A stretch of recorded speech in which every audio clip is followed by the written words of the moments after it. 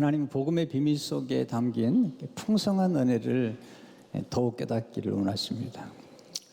은혜가 갈수록 깊어지고 또 풍성해지는 것이 그리스도인의 축복입니다. 우리가 생각하는 것보다 더 많은 은혜가 있고요. 또 경험해야 될 많은 축복이 있습니다. 지금 바울은 로마 옥중에서 골로새 교회 성도들과 함께 가까운 지역에 있는 라오디게아 성도들에게도 이 복음의 비밀을 더 풍성히 알리기를 원하고 있습니다. 얼굴을 한 번도 보지 않았지만 예수 그리스도를 믿는 것 때문에 바울은 그들을 기도하고 그들에게 서신을 보내고 있습니다. 오늘 1절의 말씀이죠. 같이 읽겠습니다. 시작. 내가 너희와 라오디게아에 있는 자들과 모른 내 육신의 얼굴을 보지 못하는 자들을 위하여 얼마나 힘쓰는지를 너희가 알기를 원하노니. 본인이 세운 교회가 아니에요. 그렇지만 또 한 번도 얼굴을 본 적이 없는 그리스도인들에게 그들 안에 있는 그리스도의 비밀에 대해서 이야기를 하면서 비록 육신으로는 보지 못하지만 심령으로 보고 있다. 그렇게 바울이 이야기를 하면서 그의 애정을, 따뜻한 애정을 표시하고 있죠. 5절의 말씀 같이 읽겠습니다. 이는 내가 육신으로는 떠나 있으나 심령으로는 너희와 함께 있어 너희가 질서 있게 행함과 그리스도를 믿는 너희 믿음이 굳건한 것을 기쁘게 봄이라. 그러니까 멀리 있지만 그들의 믿음, 그리스도를 믿는 믿음의 굳건함을 보면서 기뻐하고 있습니다. 보면 기뻐하잖아요. 멀리서지만 보았다라고 얘기를 하고 있습니다. 그러면서 그들로 하여금 그들이 안에 있는 그리스도의 비밀에 대해서 이야기를 하는 중에 그들이 경험하고 알고 있는 것보다 더 풍성한 복음의 은혜를 깨닫기를 그런 간절히 소원하면서 그 깨달음의 그 부요함, 깨달음의 은혜에 대해서 말씀을 하고 있습니다. 오늘 2절의 말씀이 우리가 함께 공부하는 핵심적인 말씀인데요. 같이 읽겠습니다. 시작. 이는 그들로 마음의 위안을 받고 사랑 안에서 연합하여 확실한 이해의 모든 풍성함과 하나님의 비밀인 그리스도를 깨닫게 하려 함이니. 확실한 이해의 풍성함, 그리고 하나님의 비밀인 그리스도를 깨닫기를 원하고 있습니다. 어떻게 깨닫죠? 또 뭘 의미하는 것일까요? 또 깨달을 때 우리가 누리는 축복이 뭘까요? 첫째로 복음의 비밀을 깊이 깨달을 때 풍성한 하나님의 은혜를 누릴 수가 있는 것입니다. 바울은 이 하나님의 은혜를 깨닫는 것의 중요성을 많이 강조하죠. 그래서 골로새 1장 6절에 보시면 같이 읽어보겠어요. 시작. 이 복음이 이미 너희 기름에 너희가 듣고 참으로 하나님의 은혜를 깨달은 날부터 너희 중에서 같이 또한 온 천하에서도 열매를 맺어 자라는도다. 하나님의 은혜를 깨달아야 된다. 깨달을 때에 열매를 맺어 자라게 된다는 사실을 강조를 하고 있습니다. 성경은 깨닫는 것을 아주 강조하죠. 시편 49편 20절을 보게 되면 존귀 하나 깨닫지 못하는 사람은 멸망하는 짐승 같도다. 호세아 4장 14절을 보게 되면 깨닫지 못하는 백성은 망하리라. 깨달음은 선택이 아니고 반드시 우리가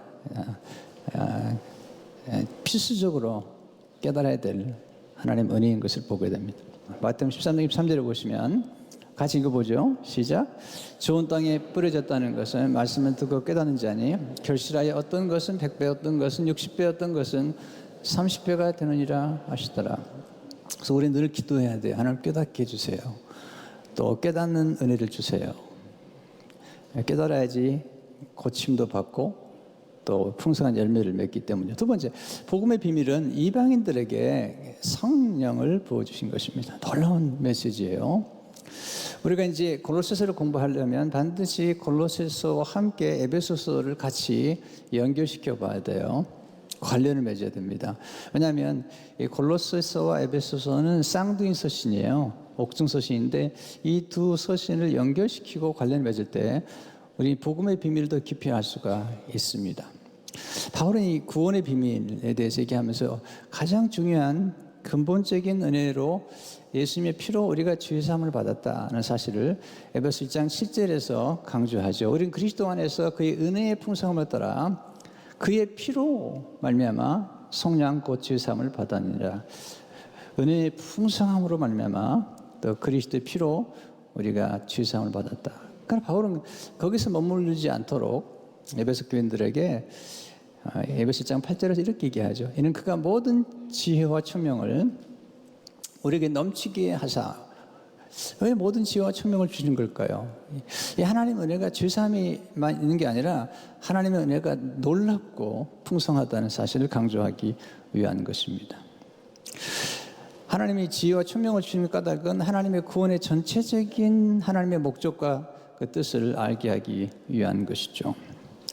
그러면 지혜와 총명은 누가 주시는 걸까요? 성령께서 주시는 거죠. 이사야 11장 2절에 보면 그 위에 여호와의 영 곧 지혜와 총명의 영이요. 이 성령께서 주시는 지혜와 총명의 영을 강조하죠. 이것은 세상에 주는 지혜와 달라요. 바울은 지금 계속해서 세상의 지혜와 세상의 영과 하나님의 영과 하나님의 지혜와 총명에 대해서 이렇게 분별력을 갖도록 강조를 하고 있습니다. 그래서 하나님께서 우리에게 주신 영은 세상의 영, 마귀의 영이 아니라 성령이신데 이 영은 하나님의 은혜로 주신 것들을 알아 깨닫도록 하게 주셨다는 거죠. 고린도서 2장 12절의 말씀 같이 읽겠습니다. 시작. 우리가 세상의 영을 받지 아니하고 오직 하나님으로부터 온 영을 받았으니 이는 우리로 하여금 하나님께서 우리에게 은혜로 주신 것들을 알게 하려 하심이라. 하나님 우리가 은혜를 주셨는데 알아야 누리죠. 알아야 나누잖아요. 근데 그것은 하나님의 주신 영, 성령으로만이 가능한 것입니다. 바울은 이를 아주 강조해요. 왜냐하면 신령한 것은 신령한 것으로 영적인 건 영적으로만 분별하다는 거죠. 고린도서 2장 13절을 보게 되면 우리가 이것을 말하거니와 사람의 지혜가 가르친 말로 아니하고 계속 강조하는 거죠. 사람의 지혜나 세상의 지혜가 아니라는 거죠.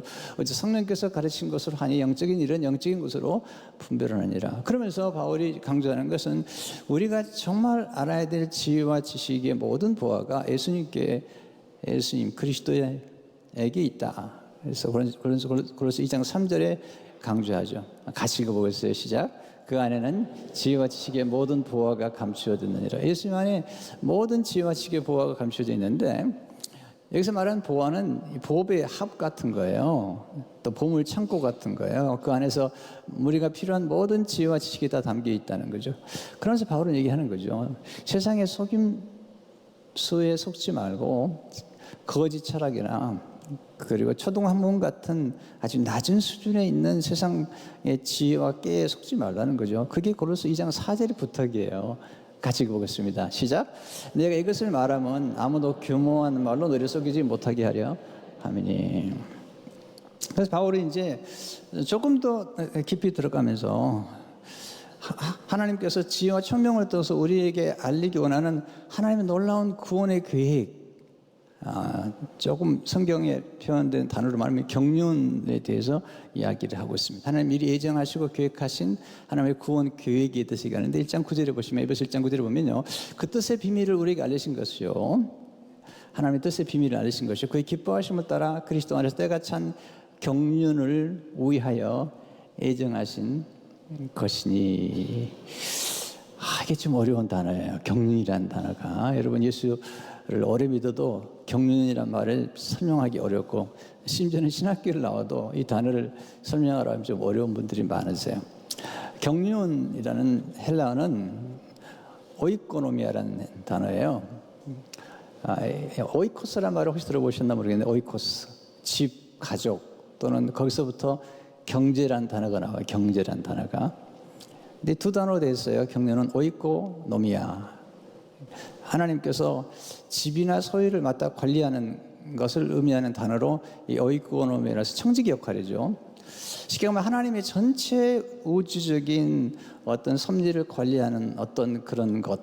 하지만 이 경륜이라는 단어가 하나님과 관련될 때는 하나님의 구원의 계획, 하나님의 섭리로 해석됩니다. 그러니까 성경에서 여러분 경륜 그러면 하나님의 구원 계획이라고 이해하시면 돼요. 하나님의 섭리라고 하죠. 그러니까 성경에서 말하는 경륜이란 하나님이 만세 전부터 우리를 구원하시기 위해서 세우신 계획을 의미하죠. 하나님의 구원 계획과 목적과 섭리를 총체적으로 담은 단어가 이 경륜이란 단어예요. 자, 앞으로 여러분 성경 읽다가 경륜이란 단어가 나오면 하나님의 구원 계획이라고 이렇게 이해하시면 좀 쉬울 것 같아요. 놀라운 거죠. 에베소 3장 2절에 보면 너희를 위하여 내게 주신 하나님의 은혜의 경륜을 너희가 들었을 때, 은혜의 경륜이란 말을 썼어요. 이거 뭐냐면 하나님이 구원을 이루시는 계획 속에 하나님이 은혜로 이 모든 계획을 세우셨다는 거예요. 은혜의 경륜이란 말을 썼어요. 하나님의 구원의 계획은 은혜로 시작해서 은혜로 완성되고 은혜로 유지가 되는 거예요.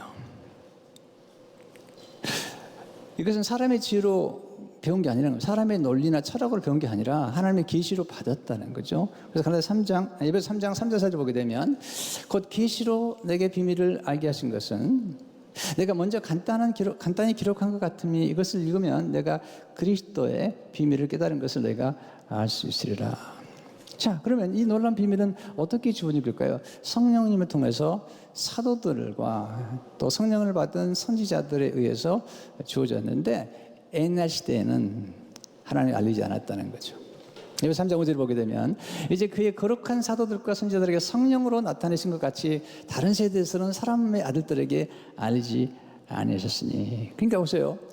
바울은 구약에 정통한 사람인데 예수를 몰랐거든요. 구약을 읽어도 예수 그리스도를 통해서 읽지 않으면 알 수 없는 거죠. 그러니까 구약 시대에는 예수 그리스도의 오실 것들을 보여주었지만 보여줘도 못 깨닫는 거예요. 근데 신약에 와서 예수님 오신 다음에 예수 그리스도를 통해서 구약을 읽으니까 구약에 덮여졌던 감춰졌던 것들이 열리기 시작했다. 이 얘기를 이제 고린도서 3장 13절에 16절에서 바울이 이야기를 하고 있는죠. 자, 우리는 모세는 율법을 받았죠. 이스라엘 자손들에게 장차 없어질 것에 결국을 주목하지 못하게 하려고 수건을 그 얼굴에 쓴 것 같이 아니하노라. 그러나 그들의 마음이 완고하여 오늘까지도 구약을 읽을 때 그 수건이 벗겨지지 아니하고 있으니 그 수건은 그리스도 안에서 없어질 것이라. 오늘까지 모세의 글을 읽을 때에 모세는 구약에 의미하죠. 율법을 의미하죠. 수건이 그 마음을 벗도다. 그러나 언제든지 죽기로 돌아가면 그 수건이 벗겨지리라. 자, 예수 그리스도를 만나기 전까지 바울은 이 비밀을 몰랐거든요. 예수 만난 다음에 구약이 확 열린 거죠. 그것은 하나님께서 예수 그리스도를 통한 구원의 놀라운 비밀을 구약에 이렇게 감추어졌던 것들이 이렇게 눈에 열리기 시작한 것입니다. 그러면 바울이 깨달은 비밀이 뭘까? 예수 그리스도와 함께. 이게 이제 오늘 아주 중요한 메시지죠. 에베소 3장 6절의 말씀이에요. 같이 읽겠습니다. 시작. 이는 이방인들이 복음을 말미암아 그리스도 예수 안에서 함께 상수자가 되고 함께 지체가 되고 함께 약속에 참여하는 자가 되면 놀라운 메시지죠. 바울은 지금 에베소에서 쭉 설명하면서 이제 복음을 받은 우리들이 얼마나 놀라운 축복을 받은지에 대해서 사실은 한 5가지로 설명을 하고 있습니다. 실제로 예수님 안에서 우리가 함께 상속자가 되었다는 거예요. 여러분, 종은 상속자가 될 수 없습니다. 반드시 아들, 딸 상속자가 될 수 있는 거죠. 또 그래서 사도 바울은 지금 하나님이 우리를 상속자로 삼기 위해서 양자의 영, 아들의 영을 보내주셔가지고 우리를 양자로 삼았다. 하나님의 아들로 딸로 삼았다는 것을 강조하죠. 로마서 8장 15절을 보시면, 자, 너희는 다시 무서워하는 종의 영을 받지 아니하고 양자의 영을 받았으므로 우리가 아빠 아버지라 부르짖느니라. 이건 이제 아주 중요한 사도 바울의 그 복음을 설명하는 건데요. 그 당시에 로마에는 이 노예들이 굉장히 많았습니다. 근데 로마 시민들은 굉장한 특권을 가지고 살았고 또 로마 시민들은 부유했기 때문에 이제 후사를 두는데 자기가 자녀가 없는 사람들은 이제 상속자를 삼기 위해서 본인들 볼 때 굉장히 괜찮다고 생각하는 노예 중에 한 사람을 선택해서 양자로 삼는, 이게 은혜예요, 은혜. 왜냐하면 원래 노예로 끌려간 사람 가운데 한 사람을 선택해서 데려다가 자기 양자로 삼는 거죠. 그래서 모든 유업을 다 넘겨주는 거예요. 근데 이 양자로 삼는 과정은 보통 3단계로 설명할 수 있어요. 왜냐하면 양자로 삼으려면 그 양자로 삼으려고 하는 사람이 노예로 팔려가 있는 그 노예의 몸값을 다 지불하는 거예요. 엄청난 몸값을 지불하는 거예요. 먼저 이게 십자가에서 예수님께서 몸값을 지불한 거예요. 두 번째는 데려다가 종이었는데 아들로 삼는 거예요. 상속자로 삼는 거죠. 세 번째는 원래 노예였는데 아들과 똑같은 위치에 똑같은 신분을 갖게 만들어주는 거죠. 이 놀라운 메시지죠. 그래서 이 상속자가 되는데 사도 바울은 또 한 단계 넘어갑니다. 더 넘어가서 뭐냐면 그냥 상속자가 된 것이 아니라 하나님의 아들이신 예수님과 함께 상속자가 되었다. 로마서 8장 16, 17 보게 되면 성령이 친히 우리의 영과 더불어 우리가 하나님의 자녀인 것을 증언하시니 자녀이면 또한 상속자 곧 하나님의 상속자요 그리스도와 함께하는 상속자라는 거죠. 엄청난 메시지인 거죠. 두 번째 예수님 안에서 우리가 함께 지체가 되었다는 거죠. 그리스도의 몸된 교회 지체가 된 거예요. 자, 예수 믿으면 예수를 통해서 이제 유대인도 헬라인도 이방인도 없어지고 새로운 창조가 생겼는데 새로운 창조의 역사가 생겼는데 그것은 교회라는 거예요. 그리고 새로운 커뮤니티, 새로운 공동체, 그게 교회라는 거죠. 그 교회의 한 지체가 이제 유대인도 이방인도 모두가 한 지체가 되었다. 그것을 강조. 그래서 10장 12절을 보게 되면 몸은 하나인데 마음 지체가 있고 몸의 지체가 많으나 한 몸과 같이 그리스도도 그러하니라. 그러면서 바울이 이 그리스도의 몸된 교회 안에서는 모든 벽이 무너졌다. 모든 벽이 무너졌다는 것을 강조하고 있는 것입니다. 유대인 헬라인도 이제는 벽이 없고 종이나 자유도 벽이 없고 남자나 여자도 벽이 없다. 모두가 아브라함의 자손이고 이제 상속자, 유업을일자가 됐다. 갈라디아 3장 28, 29절을 보게 되면 같이 읽어보죠. 중요한 말씀이에요. 시작. 너희는 유대인이나 헬라인이나 종이나 자유인이나 남자나 여자나 다 그리스도 예수 안에서 하나이니라. 너희가 그리스도의 것이면 곧 아브라함의 자손이요 약속대로 유업을 이을 자니라. 유대인이나 헬라인이나 이방인을 얘기하죠. 헬라인은 다 하나는 똑같다. same이라는 거예요. 종이나 자유도 똑같다는 거예요. 남자나 여자도 그리스도 안에서 똑같다는 거예요. 굉장히 중요한 메시지예요, 이건요. 그 당시에 이건 충격적인 메시지인 거죠. 유대인들이 나중에 그들은 성장하면서 남자들은 내가 여자로 태어나지 않은 걸 감사하고 내가 이방인으로 태어나지 않은 걸 감사했던 사람들이 유대인들인데 그리스도 예수 안에서 이제는 종이나 자유자나 유대인이나 이방인이나 그리고 남자나 여자나 같다. same. 똑같이 그리스도에 속해 있으며 똑같이 유업을 받은 상속자가 되었다. 더 놀라운 것은 사도행 2장 18절에 우리가 봤죠. 그때 내가 내 영을 내 남정과 여종들에게 부어주리니 그들이 예언할 것이요. 네. 그래서 우리가 하나의 지체. 세 번째, 예수님은 우리가 함께 약속을 받게 되었다는 것입니다. 이 약속은 아브라함을 통해 우리에게 주신 구원의 놀라운 약속이죠. 성령의 약속이 포함되어 있는 거예요. 구원의 약속과 함께 성령의 약속이 포함되어 있는 것이죠. 이것은 놀라운 복음의 구원 계획을 얘기하는 거죠. 더 놀라운 게 있습니다. 이제 예수님이 오셔서 십자가에 죽으시면서 교회가 태어났어요. 그러니까 아담의 갈비뼈를 통해서 하와가 태어났다면 예수님 십자가의 옆구리에 찔리면서 피와 물이 쏟아지면서 교회가 태어난 거예요. 신부된 교회가 태어난 거죠. 아담은 그의 갈비뼈로 하와를 예수님이 십자가에서 옆구리에 찢어서 신부를 만들어줬는데 신부가 교회라는 거죠. 지금은 하나님이 모든 경륜 속에서 교회를 통해서 모든 것을 이루시겠다는 거예요. 모든 만물에서 모든 만물을 충만케 하는 교회. 그리고 교회를 통해서 하나님 비밀스러운 구원의 계획을 이 복음의 놀라운 비밀을 알려주겠다는 거죠. 네 번째, 예수님 안에서 우리가 함께 하나님께 나아가게 되었다. 옛날엔 구약의 성도들도 하나님께 함부로 나가지 못했어요. 그래서 대제사장만 지성소에 들어갈 수 있었어요. 하나님께 나가다가는 함부로 나가면 안 돼요. 근데 신약에 와서 예수님을 통해서 예수님의 피로 이제 우리 모두가 담대함과 확신을 가지고 옛날엔 두려움으로 나갔지만 확신을 가지고 나가게 되었다. 에베소 3장 12절 보니까 우리가 그 안에서 그를 믿음으로 말미암아 담대함과 확신을 가지고 하나님께 나아감을 하느니라. 이건 법적으로 그런 권세가 주어졌다는 거예요. 영접하는 자 곧 그 이를 믿는 자에게 하나님의 자녀가 되는 권세를 주셨다는 거예요. 그래서 하나님께 아무 때나 나갈 수 있는 자녀의 권세를 얻게 된 거죠. 뿐만 아니라 그 하나님 앞에 나가서 무엇을 구하든지 하나님이 풍성하게 주시겠다는 거예요. 여기 3장 10절 보게 되면 우리 가운데 역사하시는 능력대로 우리가 구하거나 생각하는 모든 것에 더 넘치도록 능히 하실 얘기.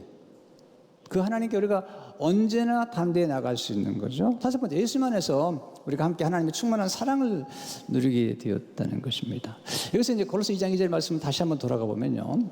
이는 그들로 마음의 위안을 받고 그 다음에 중요한 단어가 나오는데 사랑 안에서 연합하여 확실한 이해의 모든 풍성함과 하나님 비밀인 그리스도를 깨닫게 하는. 자 보세요.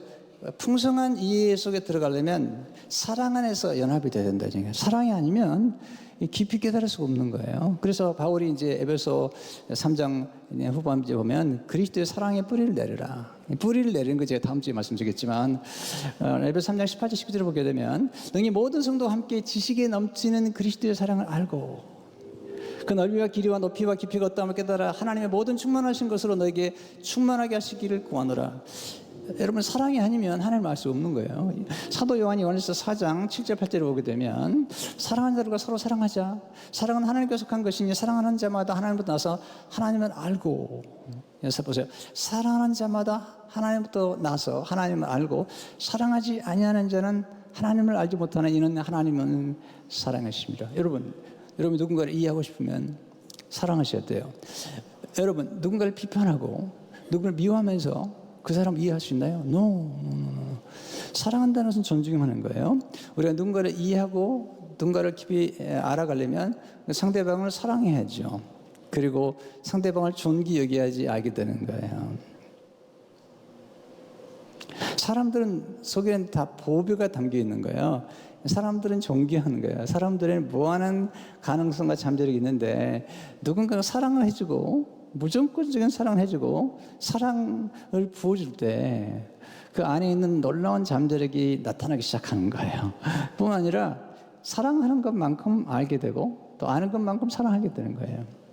우리는 사랑으로 물들어가는 거예요. 우리 영혼이 미움으로 되는 게 아닙니다. 사랑으로 우리 영혼이 물들어져 가며 또 사랑을 통해서 우리는 사랑하는 대상을 닮아가게 돼 있고 사랑을 통해서 이해할 수가 있죠. 자, 근데 우리가 뭔가를 이해하려면 어떤 특별한 어떤 순간이나 어떤 장소나 어떤 만남이 있는 거예요. 여러분, 가끔 여러분들이 10년을 공부했다 합시다. 근데 그래도 깨닫지 못하는 것이 어떤 순간 어떤 한 사람을 만났더니 모든 게 다 잃어버리는 거죠. 와, 그런 거구나. 그런 거 똑같아. 바울이 그런 거죠. 그가 구약을 그렇게 연구했지만 성경을 몰랐어요. 예수님 만나고 나니까 달린 거죠. 소설가인 유도리 월터가 이런 말을 했어요. 한 곳을 이해하면 다른 곳도 더 잘 이해할 수 있다. 한 스팟. 이거 어디죠? 십자가이죠. 십자가의 그리스도의 사랑. 하나님의 공의와 정의가 만나는 그 사랑을 이해하면 나머지 게 다 이해하게 돼 있어요. 그 사랑 속에서 하나님의 비밀이 감춰졌던 모든 하나님의 거룩한 모략이 알게 되는 거죠. 요한일서 4장 9절 10절을 보게 되면 하나님의 사랑이 우리에게 이렇게 나타난 바 되었으니 하나님의 자기의 독생자를 세상에 보내시면 그로 말미암아 우리를 살리려 하심이라. 사랑은 여기 있으니 우리가 하나님을 사랑한 것이 아니요 하나님을 사랑하사 우리의 죄를 속하게 하여 화목제물로 그 아들을 보내셨습니다. 와, 이게 놀라운 메시지죠. 우리의 관심은 사랑의 초점을 맞춰야 돼요. 하나님의 사랑의 원천이세요. Fountain of Love. 하나님의 사랑의 원천이세요. 사랑으로 사랑받게 하라. 하나님으로 사랑받게 해야죠. 복음의 비밀을 알고 누리고 나눠야 되죠. 바울은 교회 일꾼으로서 그런 비밀을 맡았다. 맡은 자는 책임이 있다는 거죠. 그래서 4장 1절은 사람이 마땅히 우리를 그리스도 일꾼이요 하나님 비밀을 맡은 자로 여길지어다. 많이 맡았다면 많이 나눠야 되잖아요. 그래서 그는 빚진 자로 살아가는 겁니다. 바울은 중보기도를 부탁하죠. 그래서 4장 3절 4절을 보게 되면 또한 우리를 위하여 기도하되 하나님이 전도한 문을 우리에게 열어주사 그리스도의 비밀을 말하게 하시기를 구하라. 내가 이 일 때문에 매임을 당하였노라. 그리하면 내가 마땅히 할 말로서 이 비밀을 나타내리라. 전도한 문을 열게 기도해달라. 내가 그리스도의 비밀을 말하게 하시기를 구하라. 내가 고난을 받는다면 고난 중에도 내가 이 비밀을 나누기 원하는 것이다. 우리는 기회가 있으면 늘 복음을 전해야 돼요. 근데 우리는 기회가 주어지는 대로 이 복음의 비밀의 접촉점을 마련해주고 그리고 이 복음의 비밀이 얼마나 풍성한가를 가르쳐주잖아요. 우리가 알지 못하고 어떻게 누리겠으며 알지 못하고 어떻게 살아가겠어요? 토지의 말처럼 우리는 보지 않는 사람은 사랑할 수 있지만 알지 못하는 사람은 사랑할 수 없다. 시각장애인이 보지 못하는 자기 자녀와 남편을 사랑할 수 있지만 알지 못하는 사람은 사랑할 수 없는 거죠. 그래서 우리가 복음을 알 뿐만 아니라 예수 그리스도를 알면 알수록 성장하게 되고 사랑하게 되는 것입니다. 우리 놀라운 축복을 받은 사람들입니다. 구약의 성도들은 감히 상상할 수 없이 예수 그리스도와 함께 우리는 상속자가 되었고 후사가 된 것입니다. 함께 지체가 되었고 하나님의 놀라운 약속을 받게 되었고 그 그리스도 예수 안에서 우리에게 주어진 풍성한 축복들과 비밀들을 우리가 누리게 될 뿐만 아니라 구약의 성도들은 함부로 나갈 수 없는 하나님 앞에 예수 그리스도 피로 언제든지 하나님 은혜 붙잡혀 나갈 수 있는 그 놀라운 특권과 그리고 하나님의 깊은 사랑을 받아 누리는 그런 축복을 받게 된 것입니다. 이제 우리가 이 놀라운 비밀을 나누죠. 이게 선교죠. 이게 전도죠. 이런 놀라운 축복이 우리 모두 있기를 바랍니다.